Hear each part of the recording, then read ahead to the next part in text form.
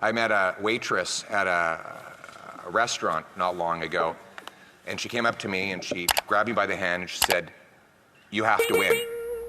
And I said, "Oh, thank you, I appreciate your support." She said, No, it wasn't a compliment. You have to win. And then she told me her story. She told me that she was working 1 full-time job and 2 part-time jobs just to pay her bills. As a single woman in her late 50s. And she was tired of working all the time. So she cut everything out of her budget, every creature comfort, everything she enjoyed about her life, she cut it out so that she could drop one of those part-time jobs. And then one morning, she woke up and she walked outside and her car was gone. And she called her insurance and they said they weren't going to cover the replacement value. So she had to take that job back because she simply cannot live her life without a car. Now you can bet your bottom dollar the guy who stole the car, he was probably out on bail. This was not his first job. That's right. Her taxes have gone up. Her heating bill has gone up. Her wages have not gone up. She's scared to go out in the streets in places where they didn't even lock the door not long ago. These are the people we're fighting for. These silly games over here, they're very entertaining. The soap opera that everyone's seized with today, that's all fine. But there are real people whose lives are on the line here, and we have a duty to work for them. And quite frankly,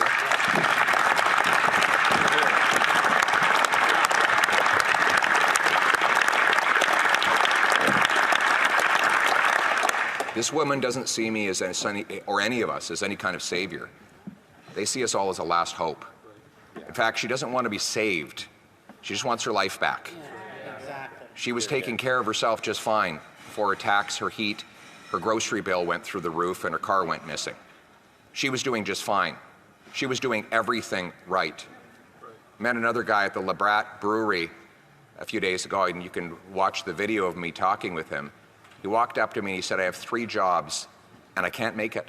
We're renting. We have no hope. We've given up on ever owning a home. We're renting. We can barely make it."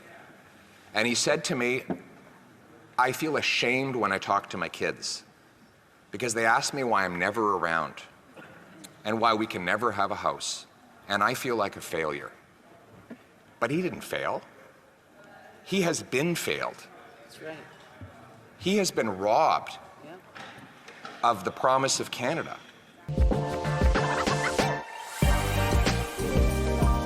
欢迎收看《流浪移民之 Wanderlust Immigrant Journal》。Merry Christmas， 圣诞节快乐！今年是2024年啊，现在是刚好圣诞节啊，要跟大家说一下，祝福一下圣诞节快乐。说句实话，这边真的没有什么耶诞节气氛，比我们台湾啊、韩国啊还有香港真的没有一个什么气氛。现在看一下，这是我昨天去拍的，是一个免费的一个圣诞节装饰场地。但是呢，多看一下这个视频，实在是有点让人家大失所望。这气氛来说的话，反而没有像台湾或香港跟韩国来的有气氛。好，那废话不多说，今天这个视频呢，主要跟大家分享关于现在的加拿大居住在加拿大的市民，包括我的亲身感受，其实是蛮艰难的，是艰难的生活，真是蛮艰难的。好，那我们现在要去一个地方，这是我个人蛮喜欢的一个景点，我就可以俯瞰整个 Calgary 的这边的一个景色。那我们现在开车去那边之后呢，再跟大家简单分享一下关于加拿大的艰辛生活。好，等一下见。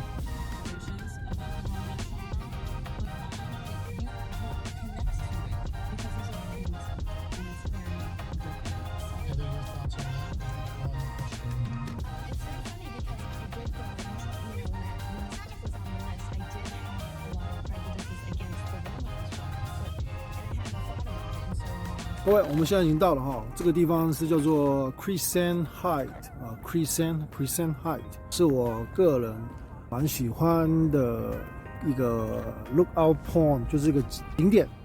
我会来这边看这些景色和夜景啊。那我现在身后这些呢，这边的房子啊，其实都是豪宅了，都是豪宅。Crescent Height 这个区域呢，其实这边的 Calgary 卡加利这个地方的有钱区啊，是豪宅区，为什么说是豪宅区？它就在市区 downtown， 然后隔这个公河啊，隔这个公河对面啊，稍微有一点丘陵地这个地方，在高处有一排这些的房子也是非常有钱的豪宅了。那为什么我会喜欢来这个地方？不是因为它是豪宅是这个景色非常不错。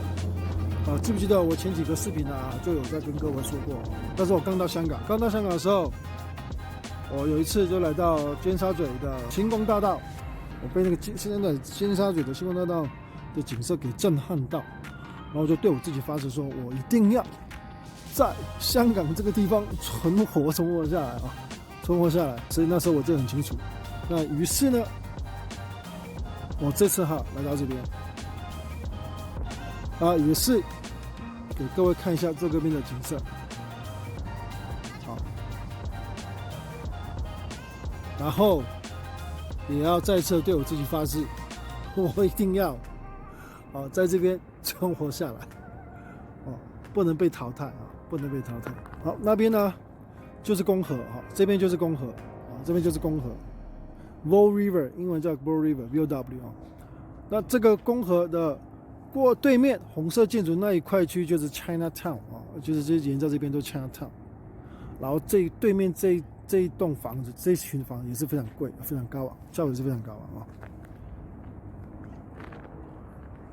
好，那现在就跟大家边走边聊吧。那现在是12月25号，也就是圣诞节当天正日这期视频主要跟大家分享那身处在加拿大的 Calgary就是整个加拿大第4大城市Calgary 是第4大城市住了2年的感想。我不是在吓退了，我是实话实说，也不是在抹黑这某地方待的个讨亏性。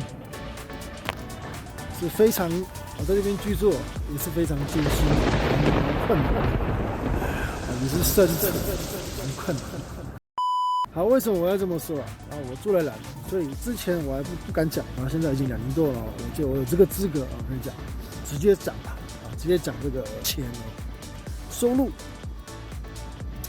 在收入上，你扣掉这个税那个税呼吸税呼吸也要税碳税嘛然后给政府的税扣一扣，除非你是高收入或专业人士，像我们这种一般上班族可能你实际上收到大概2000多3000多就是税大概初步算扣一扣，应该是你的收入的35%然后去缴税，然后剩下的60%就是你实际上的钱，那大概就2000多3000多嘛。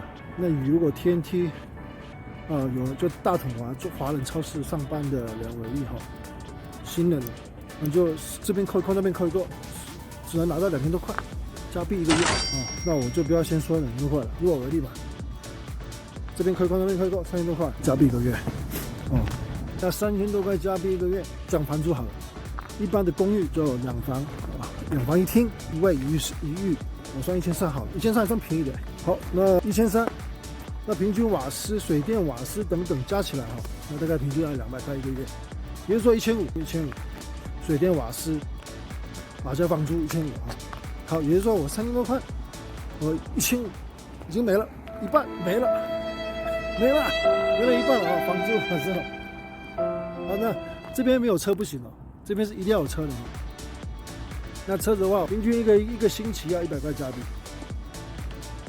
也就是1个月4个星期吧，那就400块加币这只是油费除了油费以外，每年还要再缴这个车子的保险费是1年算的。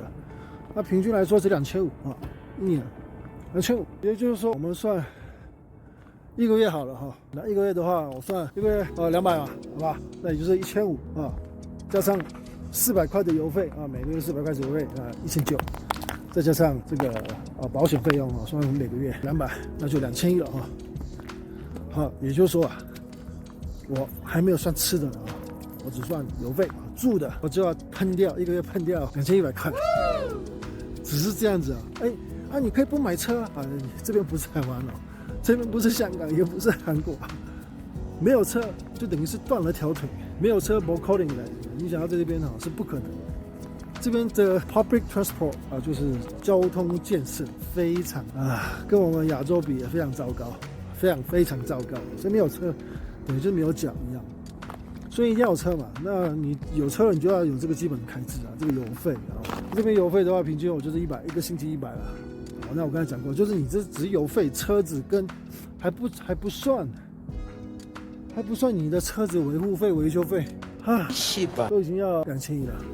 我刚刚说我3000出嘛，这边扣那边扣3000出，已经没了。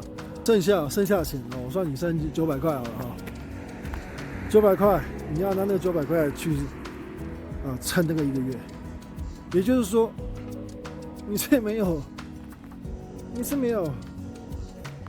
多余的钱去做，可以去做这种享乐的活动。其实你看不要看他们这些房子旧的，都是豪宅啊，豪宅阶级，非常有钱的，真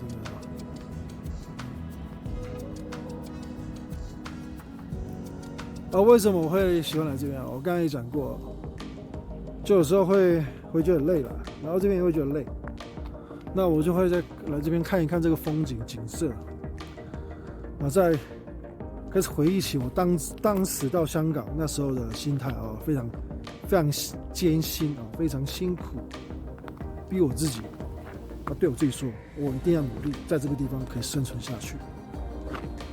那一样了，这边现在2年了，我还是感受到还是蛮累的，蛮艰辛的，生活也是蛮困难，蛮艰辛的。那我来这边，我就会也是一样逼我自己，对我自己说，你可以的啦，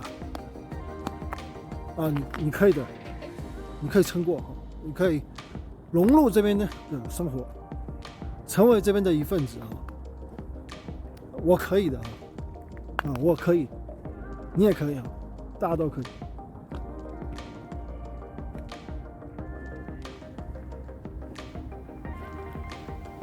你手头上所剩无几你虽然你缴完税之后，他1年大概会给你退税政府会觉得你不需要缴那么多，就给你退税tax refund。但是这1000多块可能其实对你来说是有帮助，但是帮助不大帮助不大。你看嘛，你每个月要缴这么多东西，水电费、瓦斯费、房租费、车费、油费、车保险费，还不算其他的吃的那光这边去餐厅吃一餐饭随随便便就要喷掉，至少去吃一餐饭随随便便就喷掉50块加币真的是50块钱。为什么呢？因为这个税这边已经算整个加拿大里面算是最便宜了，它只收联邦政府税 GST 5%，省税它不收，都已经算便宜了。但是本身物价通胀在高昂的情况之下，加上这个5%的税，再加上小费，这边小费我讲过了，一定要给午餐至少15%，那有时候20%那我不要说20%，我给15%。你这样给一给，你吃一餐饭100块你吃一餐饭，税加上小费15%加5%，就是20%，也就是你吃一餐饭100块加币，你要给的时候买单，你是要至少给120块。为什么？小费加税哎呀，就这么贵你随随便便吃一餐饭就喷掉，我就一个人这50块加币跑不了再加上你跟小孩，跟你老婆这样子，所以吃一餐饭，那所以你剩下那800-900块吃几餐饭、几顿饭，然后再买一些一般生活上的，这没了啦，真的没了，存不了钱。加小费85.68，还不加 GST 这个月 GST 免税如果加 GST 就97块了。所以这边很多人兼职可能要3份工作2份工作都没有办法得到他想要的这种享受生活，所以他务必要去牺牲。包括我现在说，不只是我们这种新移民，是这边的 local Canadian 也是面临这种状况。那为什么会面临到这种窘境呢？人家都说移民的天堂加拿大，现在为什么会变成这种窘境为什么会有艰难你说我是新移民那就算了，不是而是连这边的目前的 local Canadian 都面临这种状况。为什么会变成这样？你现在入不敷出，再怎么努力买不了房子现在可能连房租费都承担不起为什么会变成这种情况这个情况呢，说来就有点复杂那由于这期视频时间已经差不多了啊，那原因的话就留到下次再说吧。那这期视频就到这边了啊，现在只是跟大家分享现今加拿大这段时间的这个一般市民的艰难的生活情况啊，那就到这边了。那原因的话下次再跟各位大家分享。那记得点赞、订阅，还有开启小铃铛，就这样了。我们下次见，拜拜。